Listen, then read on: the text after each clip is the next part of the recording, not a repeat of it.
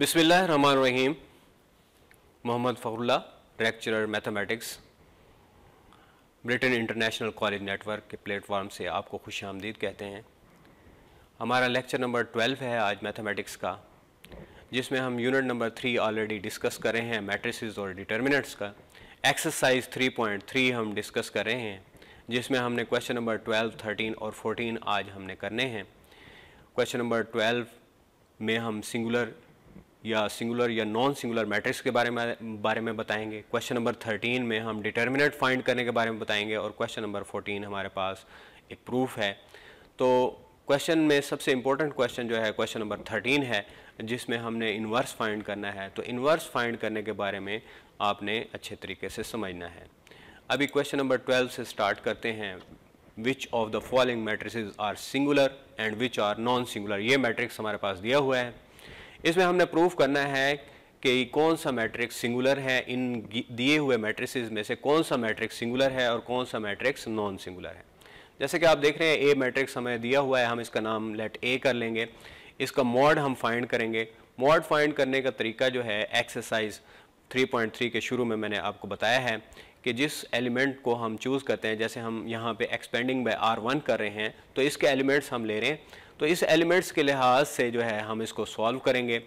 पहले 1 ले लेंगे, उसके बाद 0 और उसके बाद हम 3 लेंगे। इन रोज़ और इन कॉलम्स को डिलीट करने के बाद हमारे पास आंसर क्या आ जाएगा, 24 आ जाएगा। और ये मैट्रिक्स क्या है, नॉन सिंगुलर है। अगर किसी मैट्रिक्स का मॉड जो है, डिटर्मिनेंट जो है, एवेल्यूएशन जो है वो 0 हो जाए तो वो क्या होता है, सिंगुलर मैट्रिक्स होता है। और अगर किसी मैट्रिक्स का मॉड या डिटर्मिनेंट जो है वो नॉन ज़ीरो हो तो वो हमारे पास क्या हो जाता है, नॉन सिंगुलर हो जाता है। उसके बाद देखें, इसी का क्वेश्चन नंबर 12 का पार्ट 3 है। पार्ट 2 सेम है जैसे हम पार्ट 1 कर रहे हैं। क्वेश्चन नंबर 12 का पार्ट 3 है। इसमें एक 4x4 डिटर्मिनेंट दिया हुआ है। 4x4 डिटर्मिनेंट को सॉल्व करने का तरीका जो है ऑलरेडी आपसे क्वेश्चन नंबर 7 पार्ट 1 में डिस्कस हुआ है, जो कि पिछली वीडियो में डिस्कस हो चुका है। तो उसके मुताबिक हम इसका डिटर्मिनेंट सॉल्व करेंगे। जब किसी 4x4 के डिटर्मिनेंट को सॉल्व करते हैं, अगर हम उसे मैनुअली सॉल्व करें तो बहुत लेंथी प्रोसेस होगा। तो इसको किस तरह सॉल्व किया जाता है कि इसमें जो वैल्यूज़ हैं उनको 0 बनाया जाता है। उसमें सबसे पहले देखा जाता है किसी कॉलम या किसी रो में 1 को तलाश किया जाता है और उसकी मदद से तमाम वैल्यूज़ को 0 बनाया जाता है। जैसे हमारे पास इसमें हमने कॉलम 1 को सिलेक्ट किया, तो कॉलम 1 की मदद से हम तमाम वैल्यूज़ को 0 बना रहे हैं। ऊपर वाले तमाम कॉलम्स के एलिमेंट्स को हम 0 बना रहे हैं, यानी C2 - C1 कर दिया, C3 - 2C1, 2C1 कर दिया और C4 - C1। और इस प्रोसेस को मैंने डिटर्मिनेंट के अंदर ही सॉल्व कर दिया। 1 - 1, 2 - 2, -1 +1, इस तरह इसको सॉल्व किया।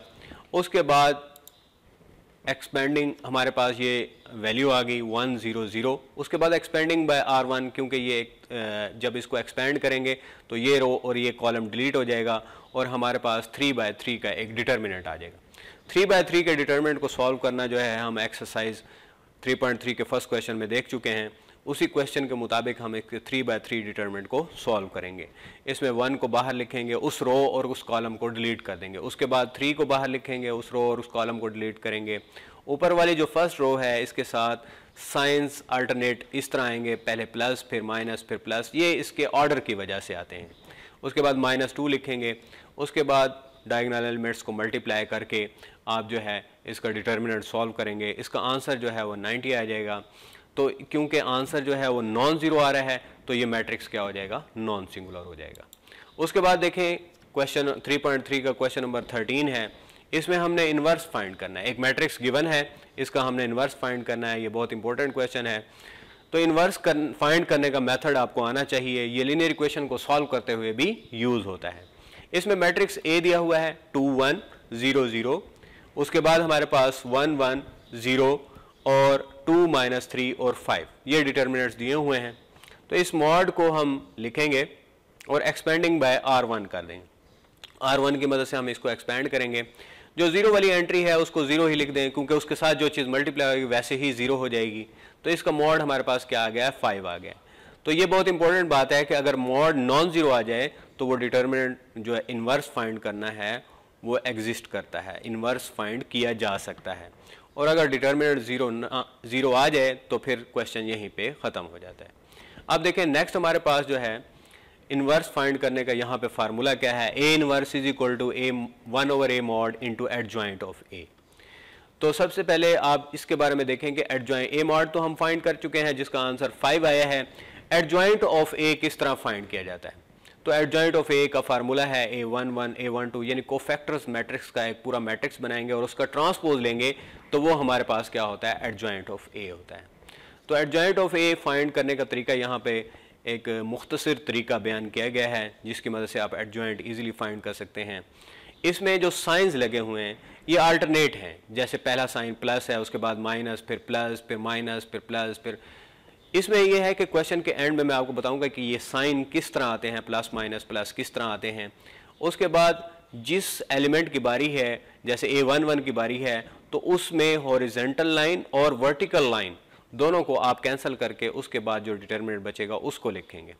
इसी तरह A12 फाइंड करेंगे, A13, A1, इस तरह हम तमाम मैट्रिक्स, और इसका क्या लेंगे, ट्रांसपोज लेंगे। ट्रांसपोज किस तरह लिया जाता है, रोज को कॉलम्स में चेंज कर दिया जाता है। उसके बाद हमारे पास put in equation 1 A inverse find करेंगे। ए इनवर्स का वही फार्मूला था 1/a mod into adjoint of A, तो 1/5 एडजॉइंट ऑफ ए लिख देंगे। उसके बाद ए इनवर्स ए हमने फाइंड करना था, क्वेश्चन की डिमांड थी, तो ए इनवर्स ए फाइंड करने के लिए पहले ए इनवर्स लिखेंगे, फिर ए लिखेंगे, दोनों मैट्रिसेस को आपस में मल्टीप्लाई करेंगे, सिंप्लीफाई करेंगे, ये हमारे पास क्या आ जाएगा, I3 के बराबर आ जाएगा। उसके बाद देखें क्वेश्चन नंबर 14 है, verify that A B inverse is equal to B inverse A inverse, and part 1 है, ए दिया हुआ है, बी दिया हुआ है, दोनों मैट्रिसेस दिए हुए हैं। तो सबसे पहले हमने चूंकि ए बी इनवर्स फाइंड करना है, लेफ्ट हैंड साइड को हम लेंगे। लेफ्ट हैंड साइड में हम ए बी इनवर्स फाइंड करना है, तो सबसे पहले ए और बी को आपस में मल्टीप्लाई करेंगे।